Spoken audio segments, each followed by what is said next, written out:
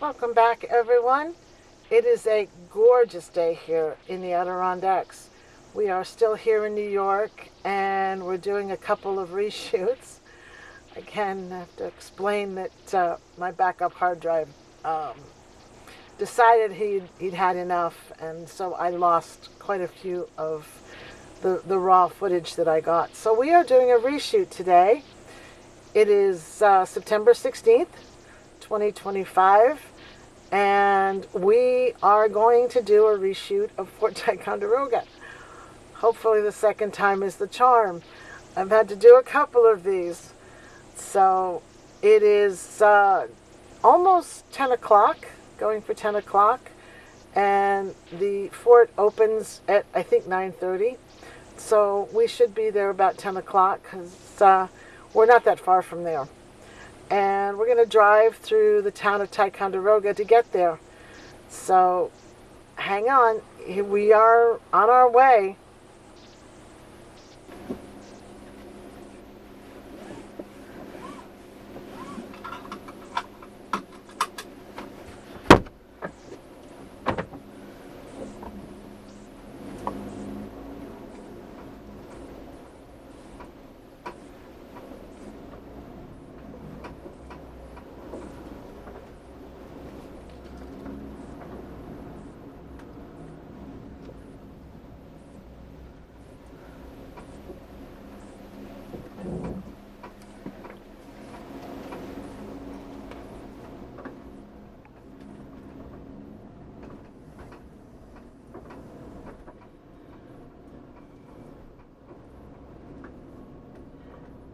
So we are starting out from the old Lowe's building in Ticonderoga.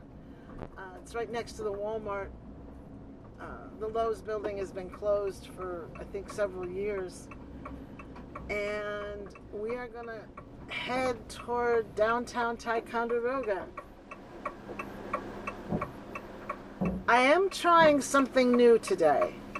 I am going to put my dash cam actually in a firm spot so I won't have to hold it, and we're going to check this out and see how this works.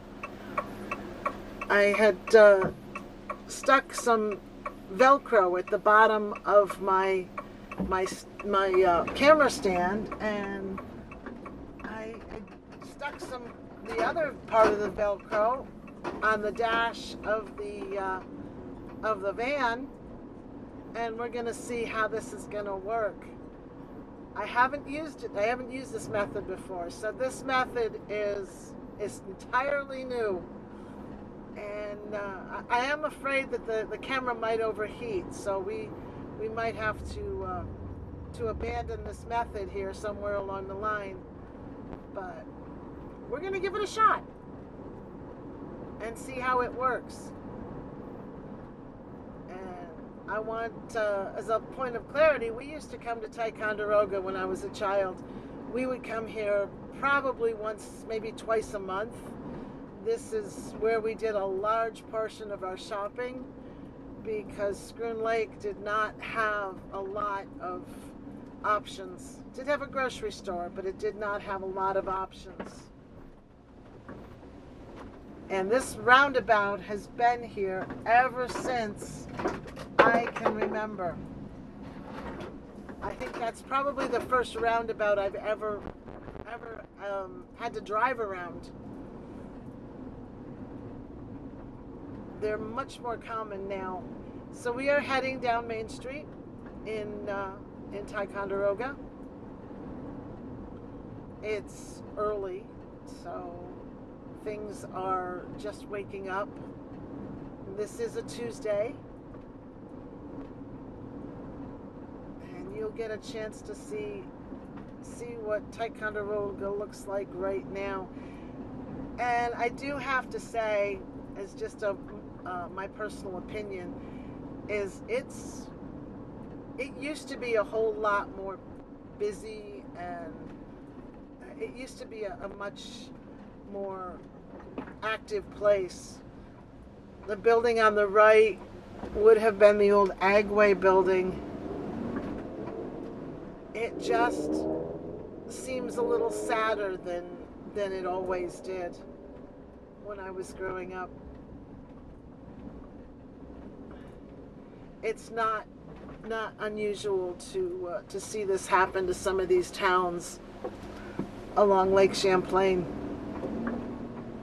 It's not as vibrant a town as it was when I was growing up.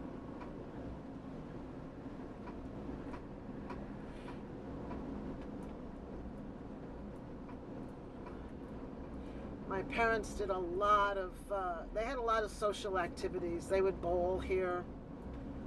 And the building on the right, Newberry Commons, used to be the old J.J. Newberry. And that's where we would come. It was before Walmart. It was kind of our Walmart that we had. There's also something that they just added. I don't know when, but we just passed the old Star Trek museum, and it's an actual replica of the bridge of the original series, Star Trek, and that seems to be quite a quite a popular tourist attraction. So maybe combined with some work, with some other little shops coming in, maybe this town will get a little better and have a bit more of a future. There's a park on the left, big park. There's a waterfall down there, which is really nice. I don't know if you can park down there. You can park up along here.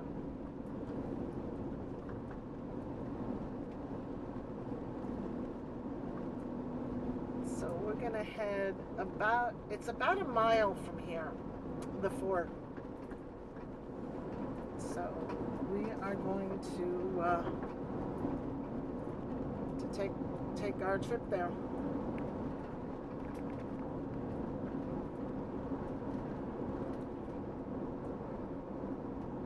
Ticonderoga is a very historic town. This was very important during the early part of the Revolutionary War, and that's a big part of what Fort Ticonderoga is. Fort Ticonderoga remains in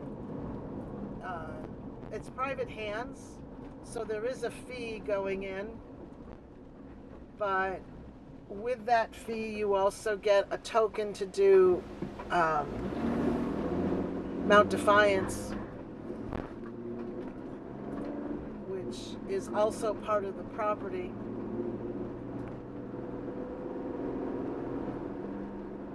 So we'll settle in here and we'll be there in a few minutes.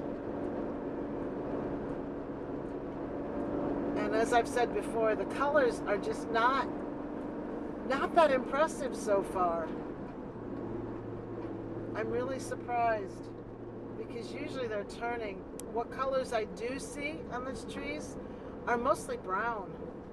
So it is definitely it's definitely an interesting fall because it's not as vibrant as most of the falls that I've been through here are. And that's part of Fort Ticonderoga on the right.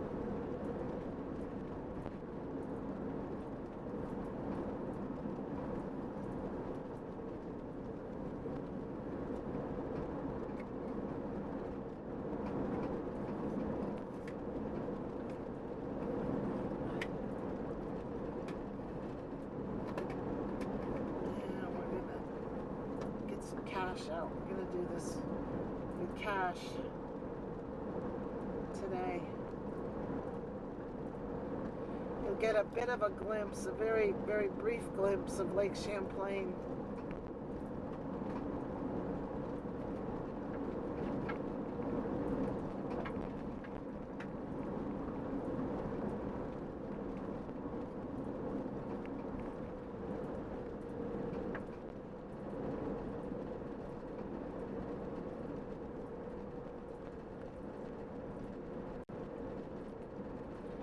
helicopter going overhead. And we have to cross the railroad.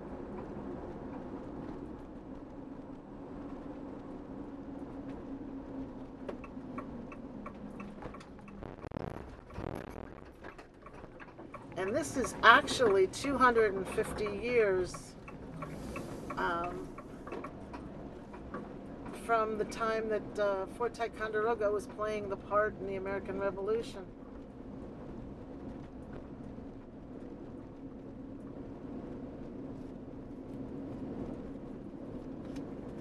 And get some money out here. There is a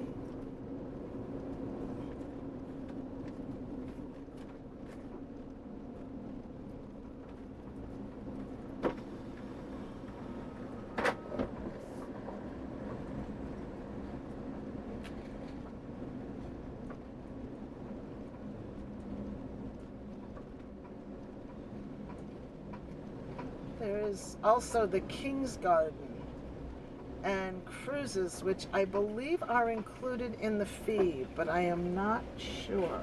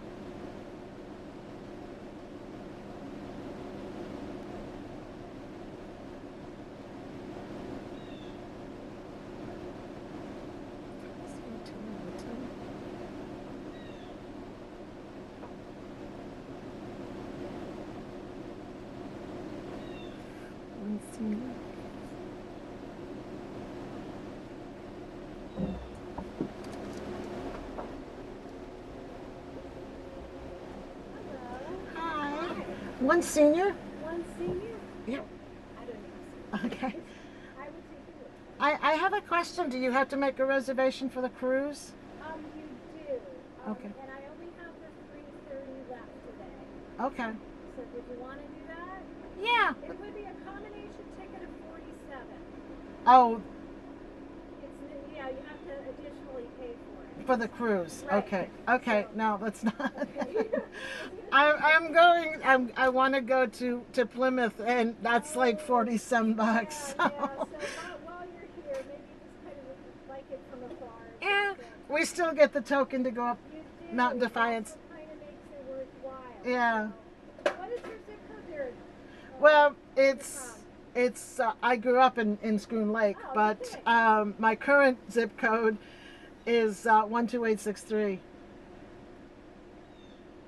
My father used to be supervisor of Schroon Lake. Oh, no kidding. What's your daughter's name? My father. Oh, your father. Are you a Marnell? I am a Fountain. Oh, okay. Bill Fountain. He Oh, grew up okay. in Port Henry. Oh, no kidding. Because for a while, when I worked at Spring Lake with the library, Mike Marnell was supervisor. Yeah. For quite a while. Yeah, I think it's Kathy Moses now. Actually, she's moved. It was Kathy Moses. It was Mike Marnell. It's Jeff Suber, and now it's Meg Woods. So to give you the rundown. Oh my goodness. Have a great day.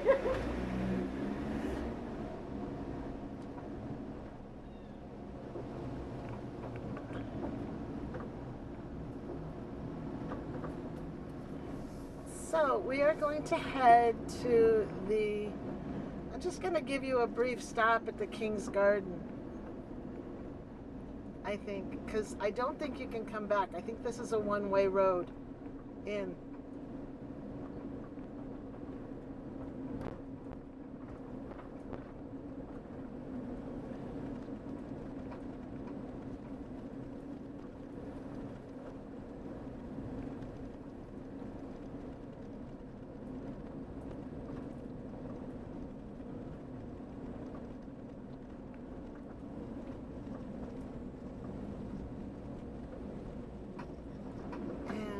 gonna take a little look at the King's Garden first. This is all part of it. And down here at the King's Garden is where the cruise sets off from. But it's a little pricey. A little more than I want to spend.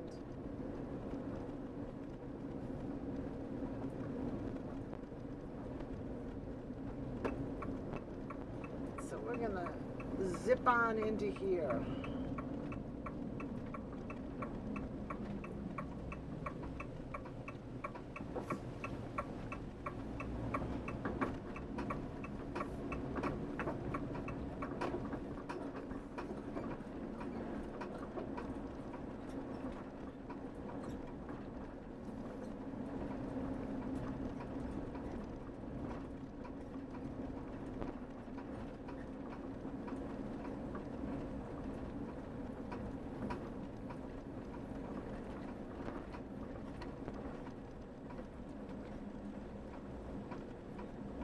There is a fantastic looking house on the right, and I'll give you a look at it here in a minute.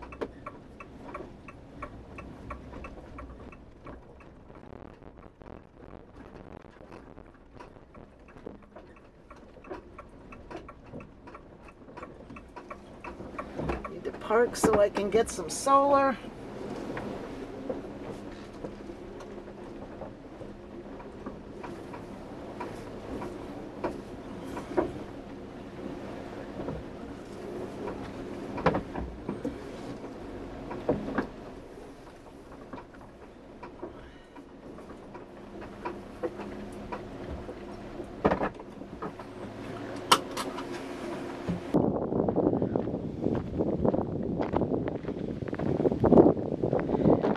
Just a little look at the corn maze, which is really cool. When I was here a month ago, with my first attempt at doing this, which of course failed, the corn was a little bit lower. But this is a good look at the corn maze. And we'll go over here for a second. Then we'll check out the gardens.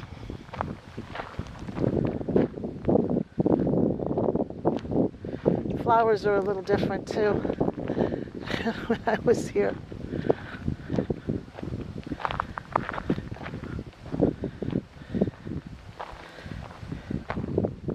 Beautiful coneflower and sedum. Some tall phlox. That's your look at the corn maze.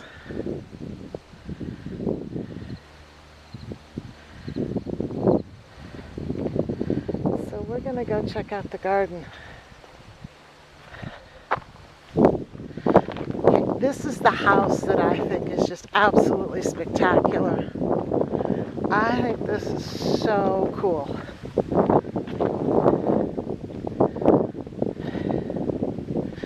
I don't know what it is. It's called the Garage. English architect Alfred Bossum designed a new purpose-made garage for the Pell family's vehicles shortly after the initial reconstruction of Fort Ticonderoga. And while the pavilion was being restored, the garage was largely built by William Austin Gale, a longtime Ticonderoga resident and noted regional builder, who was also involved in the work on the pavilion. Design work was completed during the summer of 1912, and construction likely began after September, requiring Stephen Pell's cars to be lodged in a temporary garage for the winter of 1912-1913. I think this is just amazing. I think this is just absolutely beautiful. Gorgeous. So come on, we're going to walk into the garden.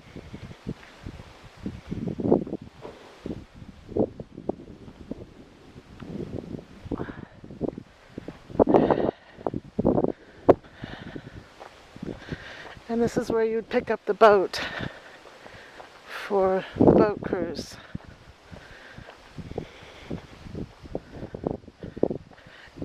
And as the lady at the gate said, yes, you do need a reservation, and it is an additional fee.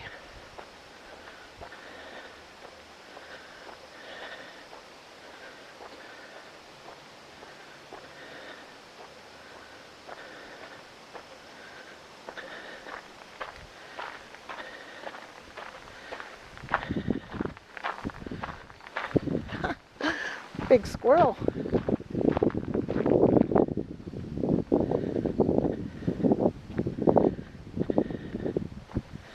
And that is the King's Garden over there.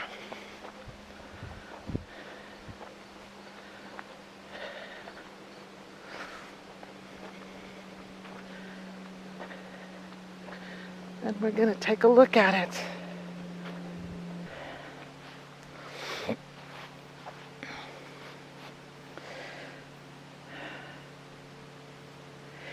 So welcome to Fort Ticonderoga, and this is a good way to figure out the lay of the land. We are right there, and then we're going to drive on up to the fort.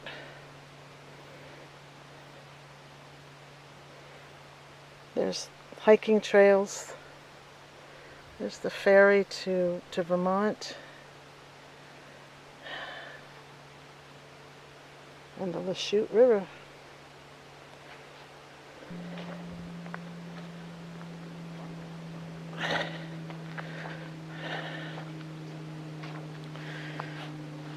A layered legacy.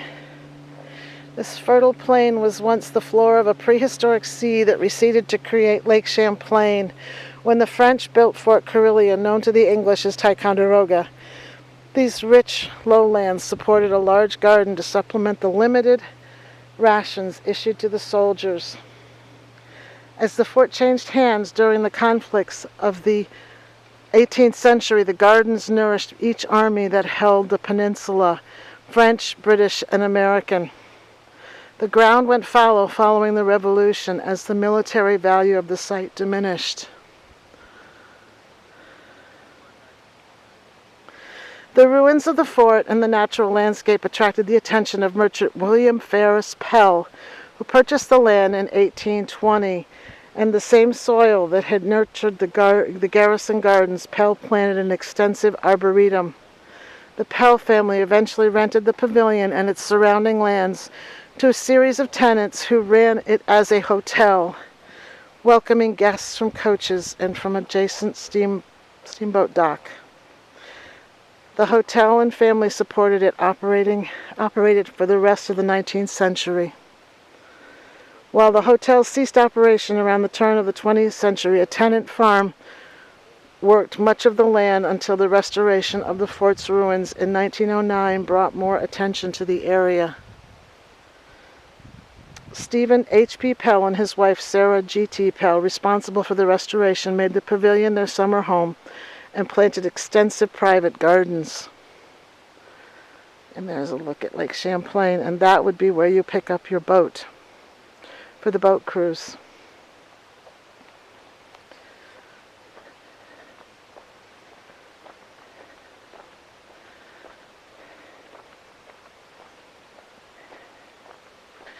And we're going to go check out. They have both flowers and vegetables. And the guys are watering at the moment, tending the garden.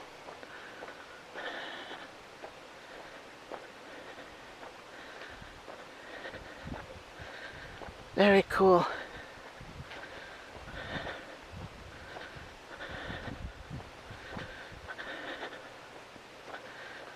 Very, very cool.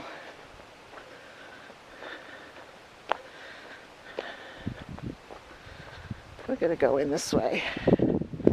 Gardens enter here.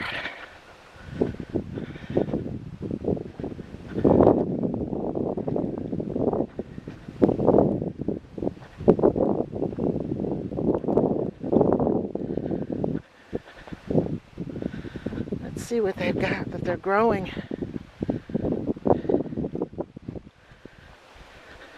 It's a huge patch of asparagus over there. That fern-looking bed. We have beans, green beans, scarlet runner bean. Ah, the bees love it too. How cool is that?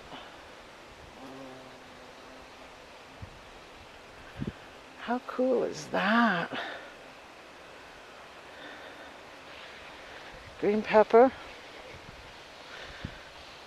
I have to tell you, this garden looks better than mine did.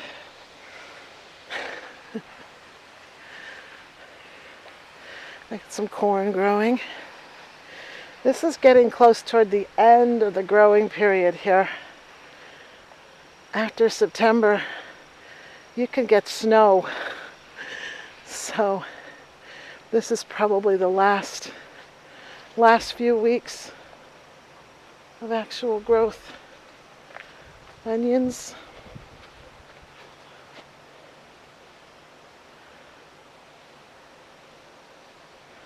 Look at that pretty greenhouse. And then they've got flowers all along the fence.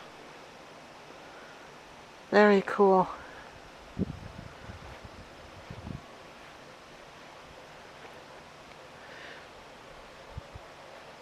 It's like there's more inside.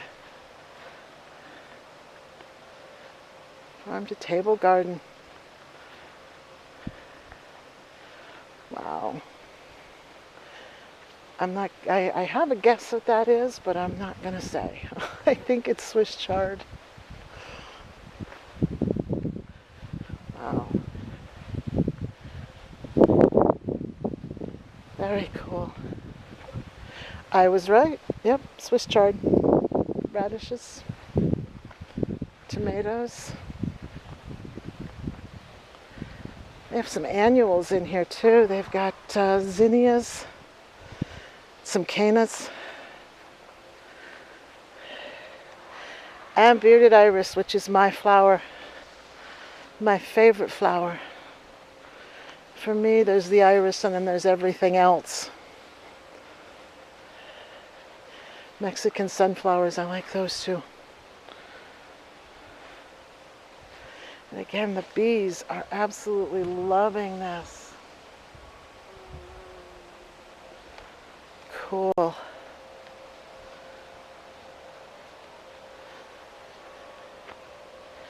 Now this, I often confuse with Love Lies Bleeding. It's not the same thing.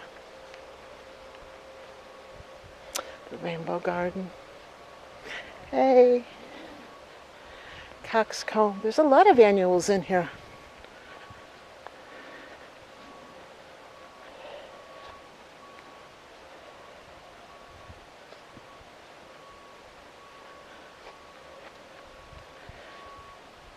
I didn't realize you could go in the gates.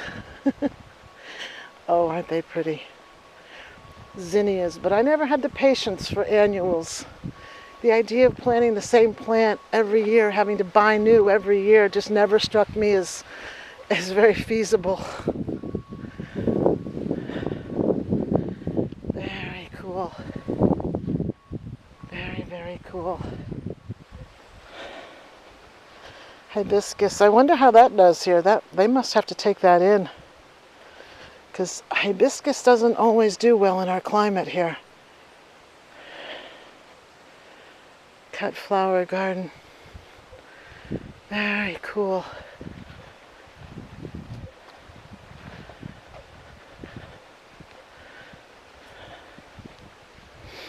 Very cool. Different kinds of sunflowers. Lots of grapes. You have quite a grapevine.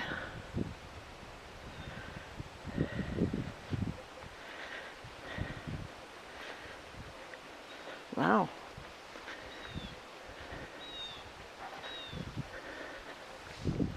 Some more of the asparagus.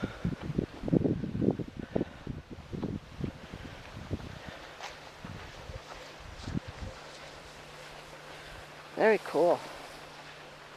One thing I miss being on the road is I do miss my garden. I had beautiful gardens.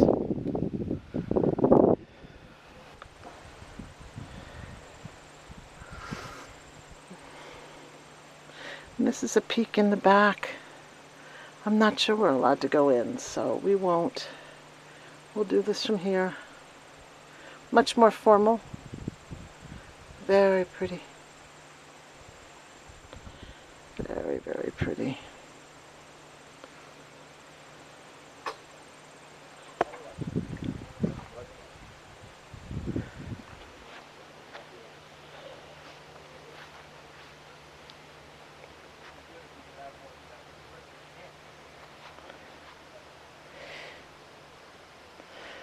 Breaking ground, inspired by the 18th century military gardens planted here. Sarah G.T. Pell established the first ornamental garden on this site as the fort was being reconstructed. In 1912, Alfred Bossum, who designed the reconstruction, enclosed the flower garden with a rustic wall. Using flawed bricks and randomly incorporating stones, he created the impression of a romantic antique structure. The space within these walls became known as the King's Garden, a reference to the Jardin du Roi, planted by the French defenders of Fort Carillon. Around 1920, Sarah hired Marion Kruger Coffin to design a new garden plan. Coffin was a graduate of the Massachusetts Institute of Technology and one of the first practicing female landscape architects in the United States. Very cool. Those look to be like peonies that are past their season. Very cool. So we're going to walk around by the lake.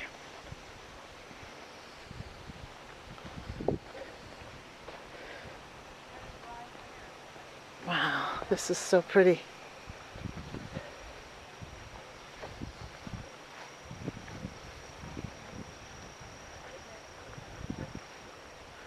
This is so pretty.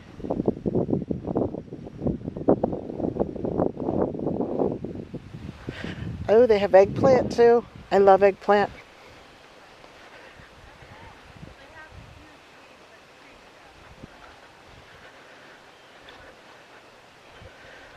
So we'll walk down here for a little bit.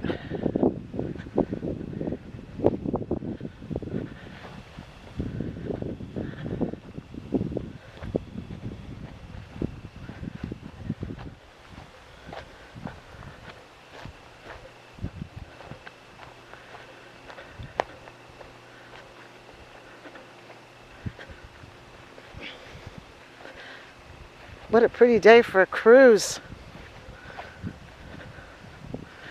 These are all part of the pavilion.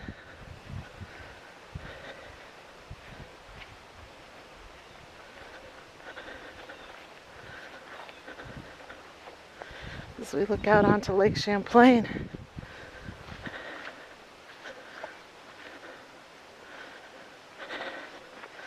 This must have been quite a structure back in the early 1900s.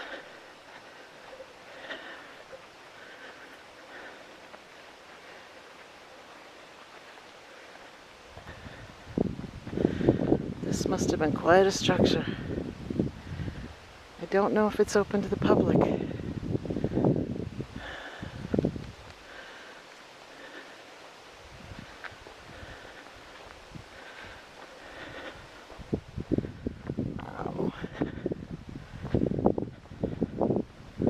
See what this plaque says, and then we'll head on up to the fort.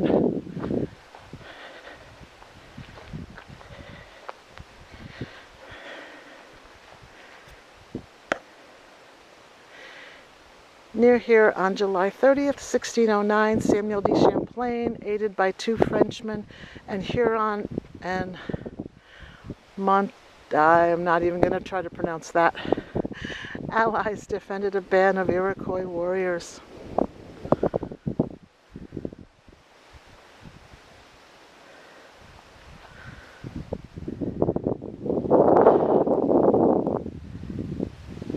I'm wondering if that's ever open to the public. Must have been something.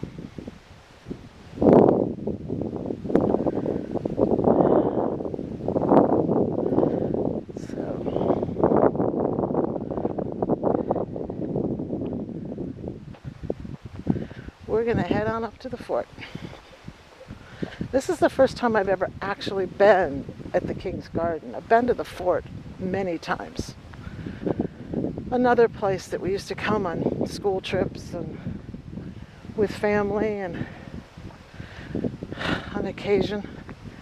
So I've probably been to the fort. Before this year, I've probably been to the fort maybe 4 or 5 times.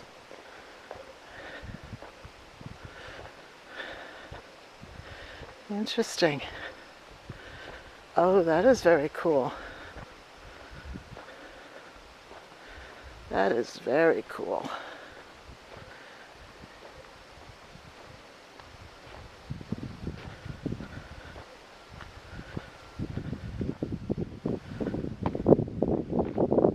Looks like they're doing work on something. Rebuilding a boat or building a boat from scratch. Reminds me a little bit of Mystic.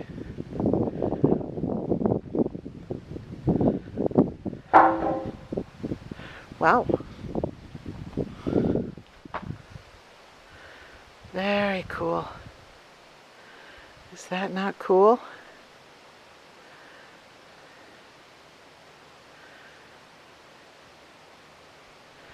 Wow.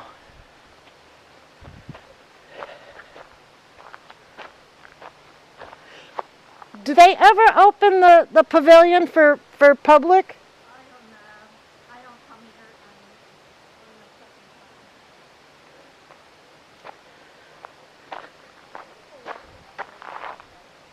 here Yeah, I can ask up at the fort.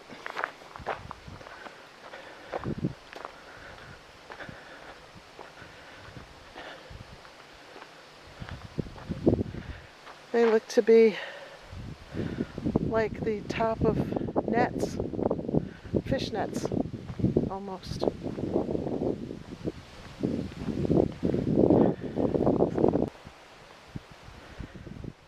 So this is the King's Garden.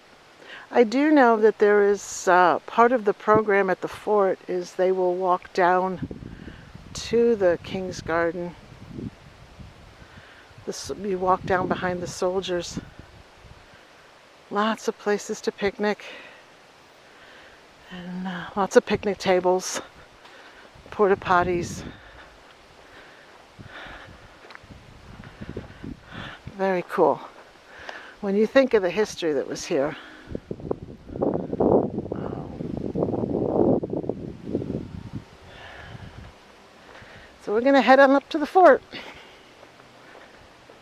I could take off my outer shirt because it's getting hot. It's supposed to be warm. Pretty warm for this time of year here. So we'll see you up there.